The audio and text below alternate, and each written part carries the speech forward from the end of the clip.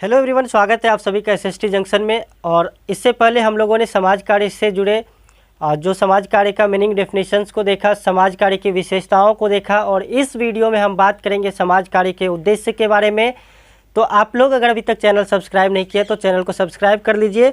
और चलिए हम बात करते हैं समाज कार्य के उद्देश्य के बारे में। दोस्तों, यह वीडियो BSW, MSW या फिर किसी भी यूनिवर्सिटी से अगर आप पढ़ रहे हैं तो हिंदी मीडियम में बहुत सारे स्टूडेंट्स को प्रॉब्लम होता है, कंटेंट भी ज़्यादा उपलब्ध नहीं है। इसी वजह से हिंदी मीडियम के स्टूडेंट्स को सपोर्ट करने के लिए यह वीडियो बनाया जा रहा है। और अगर आप नेट JRF की भी तैयारी कर रहे हैं तो आपको यह वीडियो काफ़ी लाभदायक आपके लिए साबित होगा, क्योंकि इसमें सभी तरह से बहुत सारे बुक को देखकर ही यह वीडियो बनाया जा रहा है, उसको कवर किया जा रहा है। तो इसमें आपका BSW हो या MSW हो या फिर आप नेट JRF की तैयारी कर रहे हो तो आप लोगों के लिए यह वीडियो निश्चित रूप से फ़ायदेमंद है, साबित होगा ये। तो आइए हम बात करते हैं समाज कार्य के उद्देश्य के बारे में।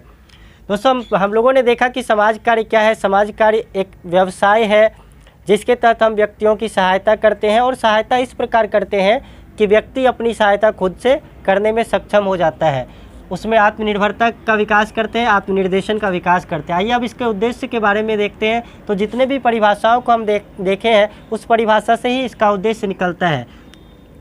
चलिए, यहाँ का जो 3 हमने लिखा है, एक हैमिल्टन, विश्नो और अंतर्राष्ट्रीय सर्वेक्षण, ये तीनों को थोड़ा सा देखना, क्योंकि हो सकता है नेट JRF में ये सब पूछ दे।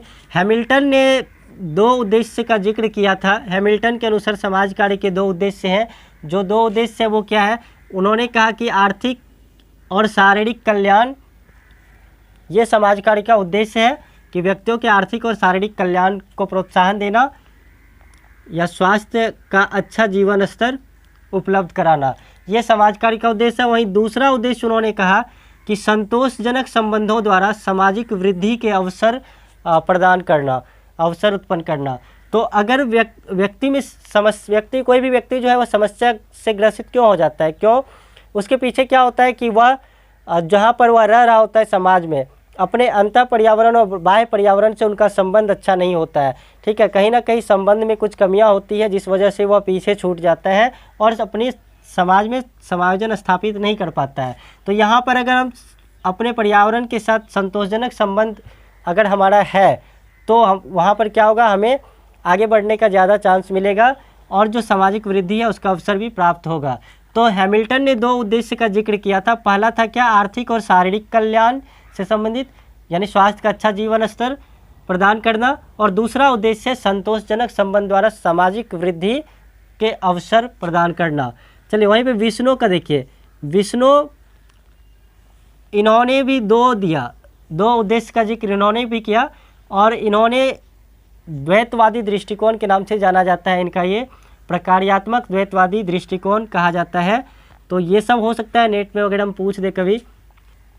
देखिए, इन्होंने क्या कहा? इन्होंने कहा कि समाज के संस्थागत ढांचे के साथ समायोजन, मतलब समाज में जो भी संस्था है उसका जो ढांचा है उसके साथ आप घुल मिल जाइए, उसके साथ समायोजन स्थापित कर लीजिए, तो फिर समस्याएं क्या होगी, अपने आप समाप्त हो जाएगी। तो यहाँ पर कहा कि संस्थागत ढांचे, अब जैसे मान के लिए परिवार क्या है, परिवार में विवाह क्या है, एक संस्था है परिवार। तो अब वहाँ पर अगर किसी तरह का प्रॉब्लम हो तो हमें क्या करना पड़ेगा, वो जो हमारा वातावरण है उसके साथ समायोजन स्थापित करना पड़ेगा। कुछ अपने पर्यावरण में भी बदलाव लाना पड़ेगा और कुछ खुद में बदलाव लाना पड़ेगा और उसके साथ समायोजन स्थापित करना पड़ेगा। तो जो संस्थागत ढांचा है समाज का, उसके साथ समायोजन स्थापित करना जरूरी है। दूसरा इनके द्वारा जो दूसरा उद्देश्य बताया गया वो कहा गया कि संस्थागत ढांचे के उचित क्षेत्रों में संशोधन। हाँ, तो अभी मैंने जिक्र किया कि पर्यावरण संबंधी संरचना में भी बदलाव किया जाता है। तो पर्यावरण संबंधी संरचना यहाँ पर वही कह रहा है कि संस्थागत ढांचे के उचित क्षेत्रों में संशोधन, तो यानी उसमें बदलाव, उनके व्यक्तित्व संबंधी संरचना में भी बदलाव की बात की जाती है, साथ ही उनके पर्यावरण संबंधी संरचना में भी बदलाव की ज़रूरत होती है। तो संस्थागत ढांचे के उचित क्षेत्रों में संशोधन का प्रयास करना, तो ये विष्णु के द्वारा भी 2 दिया गया था और इनको द्वैतवादी दृष्टिकोण के नाम से जाना जाता है। तो ये भी चीज़ याद रखना है। अब देखिए, यहाँ पर एक सर्वेक्षण किया गया था, अंतर्राष्ट्रीय सर्वेक्षण हुआ था इसके उद्देश्य के बारे में।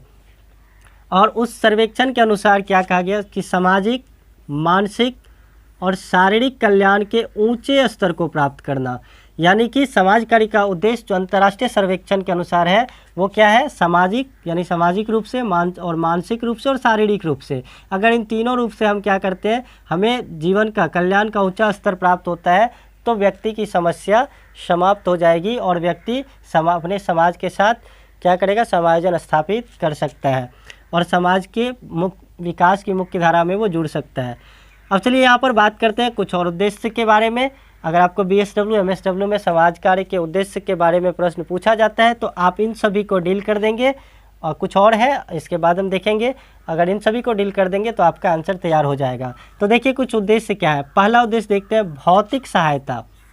भौतिक समाज कार्य के अंतर्गत भौतिक सहायता भी प्रदान की जाती है, लेकिन किसे, अगर कोई गंभीर आर्थिक संकट से ग्रस्त है, अगर कोई गंभीर आर्थिक संकट से जूझ रहा है तो वैसे सेवार्थी को भौतिक सहायता प्रदान करना समाज कार्य का उद्देश्य है। दूसरा देखिए, दूसरा उद्देश्य ये कह रहा है आर्थिक एवं सामाजिक पर्यावरण के साथ समायोजन, यानी पर्यावरण के साथ समायोजन स्थापित करना। ये इससे ऊपर भी जिक्र हो चुका है, तो पर्यावरण के साथ समायोजन स्थापित करना ये समाज कार्य का उद्देश्य है। क्योंकि व्यक्ति जिस पर्यावरण में रह रहा है, अगर वह वहाँ के रीति रिवाज, वहाँ के वहाँ की जो बातें हैं, अगर वह उनमें ढल नहीं पा रहा है तो निश्चित रूप से उनके लिए समस्या वहाँ पर उत्पन्न होगी। इसीलिए ज़रूरी यह है कि वहाँ की जो वातावरण है, वहाँ का जो पर्यावरण है, उसके साथ वो समायोजन स्थापित करे, उनके साथ वो जुड़े। तीसरा, मानसिक समस्या का समाधान करना। सेवार्थी की मानसिक समस्या का समाधान करना। अगर कोई सेवार्थी मानसिक समस्या से ग्रसित है तो उसकी सहायता करना और उसकी समस्या का समाधान करना। चौथा देखिए, मनोसामाजिक समस्याओं का समाधान। अब यहाँ पे हम जानते हैं कि समाज कार्य के अंतर्गत मुख्य रूप से मनोसामाजिक समस्याओं पर ही ध्यान केंद्रित किया जाता है, तो यहाँ पर मनोसामाजिक समस्याओं का समाधान करना समाज कार्य का उद्देश्य है। ये देखिए, मनोसामाजिक समस्याएं होता क्या है, इसमें क्या होता है ना, लोग समाज कार्य के अंतर्गत ऐसा माना जाता है कि व्यक्ति अपनी समस्याओं के समाधान के लिए सक्षम होता है, बस ज़रूरत ये है कि उसके अंदर जो क्षमता है उसको निखारा जाए, उसको और सपोर्ट किया जाए। तो यहाँ पर व्यक्ति को यह बताना चाहिए कि हाँ, मैं इस काम को कर सकता हूँ। जब उनके अंदर ये बल आ जाएगा ना, ये गुण आ जाएगा, तो निश्चित रूप से वो समस्याओं को समाधान कर सकता है। तो समाज कार्य के अंतर्गत यही किया जाता है ना कि व्यक्ति को सहायता प्रदान की जाती है, लेकिन सहायता प्रदान किस रूप में की जाती है, यानी व्यक्ति को तैयार किया जाता है। व्यक्ति की सहायता ऐसे की जाती है जिससे कि व्यक्ति खुद अपनी समस्याओं का समाधान करने के लायक बन जाता है। तो वहाँ पर मनोसामाजिक समस्याओं का समाधान जो है वह उद्देश्य है समाज कार्य का। पांचवा देखिए, कह रहा है मानवीय आवश्यकताओं की पूर्ति। देखिए, हर व्यक्ति की कुछ आवश्यकताएं होती है, और अगर वह आवश्यकताएं पूरा नहीं होता है, जो उनके पास उपलब्ध साधन है, जो उनकी क्षमता है, उसका प्रयोग करके यदि व्यक्ति उस आवश्यकता को पूरा नहीं कर पाता है तो वहीं पर व्यक्ति समस्या से ग्रसित हो जाता है। तो ज़रूरी ये है कि व्यक्ति को उन मानवीय आवश्यकताओं की पूर्ति पर बल दिया जाए। तो समाज कार्य के अंतर्गत व्यक्ति को इन मानवीय आवश्यकताओं की पूर्ति में सहायता प्रदान की जाती है। छठा, सामाजिक संबंधों को सौहार्दपूर्ण व मधुर बनाना। देखिए, समाज में जितना अच्छा संबंध होगा, व्यक्ति की समस्याएं उतनी ही कम होगी और व्यक्ति उतना ही अधिक समृद्ध होगा, और आने वाली अगर भविष्य में किसी भी तरह की कोई समस्या उत्पन्न होती है तो व्यक्ति उस समस्या से निपटने में सक्षम होगा। तो यहाँ पर अगर हम सामाजिक संबंधों को सौहार्दपूर्ण और मधुर बना कर रखेंगे तो उससे क्या होगा, समस्या ना के बराबर आएगी, और अगर आएगी भी तो व्यक्ति उससे खुद से निपट सकता है। तो समाज कार्य का एक उद्देश्य ये भी है कि जो सामाजिक संबंध है उसको सौहार्दपूर्ण और मधुर बनाने पर बल देना। नेक्स्ट उद्देश्य देखिए, प्रजातांत्रिक मूल्यों का विकास, यानी व्यक्ति का जो प्रजातांत्रिक लक्ष्य है उसको प्राप्त करने में मदद करना। समाज कार्य के अंतर्गत लोगों को उनके प्रजातांत्रिक लक्ष्यों के प्रति जागरूक किया जाता है। जो भी प्रजातांत्रिक मूल्य है, डेमोक्रेटिक वैल्यूज़ है, जिसमें कि समानता, अवसर की समता, बहुत सारे हैं जो कि आप प्रस्तावना देखेंगे तो उसमें ये सब मिल जाएगा आपको। तो उन मूल्यों का विकास करना भी समाज कार्य का उद्देश्य है। देखिए, 8वें नंबर पे सामाजिक चेतना जागृत करना, यानी कि सामाजिक जागरूकता, ये बहुत ज़रूरी है। जितना अधिक जागरूक होगा समाज, जितना अधिक जागरूक होगा व्यक्ति, उस समाज में उस व्यक्ति के पास उतनी ही कम समस्याएं होगी। तो सामाजिक चेतना जागृत करना ये काफ़ी अहम है और यह भी समाज कार्य का एक महत्वपूर्ण उद्देश्य है। नेक्स्ट देखिए, सामाजिक उन्नति एवं विकास के अवसर। सामाजिक उन्नति यानी कि पूरे समाज की उन्नति एवं विकास, साथ साथ व्यक्ति की भी उन्नति। व्यक्ति और समाज में अन्योन्याश्रय संबंध होता है। समाज से व्यक्ति है और व्यक्ति से समाज है, दोनों की उन्नति पर बल देना समाज कार्य का मुख्य उद्देश्य है, महत्वपूर्ण उद्देश्य है। नेक्स्ट देखिए, पर्यावरण को स्वस्थ एवं विकास के अनुकूल बनाना, यानी अच्छा पर्यावरण का निर्माण करना। ऐसा पर्यावरण जहाँ पर विकासात्मक कार्य हो सके, जहाँ पर व्यक्ति का विकास हो, समूह का विकास हो, समुदाय का विकास हो, ऐसा पर्यावरण तैयार करना समाज में। तो यहाँ पर इसीलिए पर्यावरण को स्वस्थ एवं विकास के अनुकूल बनाना। नेक्स्ट उद्देश्य देखिए, कह रहे सामाजिक व्यवस्था में अपेक्षित परिवर्तन। तो कहीं भी अगर आप समस्याग्रस्त व्यक्तियों की सहायता करने जाएंगे तो वहाँ पर क्या होता है कि अभी भी मैंने बोला था कि बाह्य पर्यावरण जो है ना, उसमें भी क्या होता है, परिवर्तन लाना पड़ता है अंतर पर्यावरण के साथ साथ। तो सामाजिक व्यवस्था में भी कुछ बदलाव की ज़रूरत होती है। अगर किसी व्यक्ति के पास कोई समस्या है तो निश्चित रूप से उस समाज का भी कहीं ना कहीं उस पर प्रभाव पड़ता है। जिस पर्यावरण में वह रह रहा है उस पर्यावरण का भी उस पर असर पड़ता है, मतलब उसमें कुछ ना कुछ योगदान होता है उस समस्या के प्रति। तो यहाँ पर हम सामाजिक व्यवस्थाओं में भी जो कमियाँ होती है उसको दूर करने का प्रयास करते हैं। तो समाज कार्य का एक उद्देश्य ये भी है कि सामाजिक व्यवस्था में जो कमियाँ हैं उसको दूर किया जाए और व्यवस्था को और दुरुस्त किया जाए।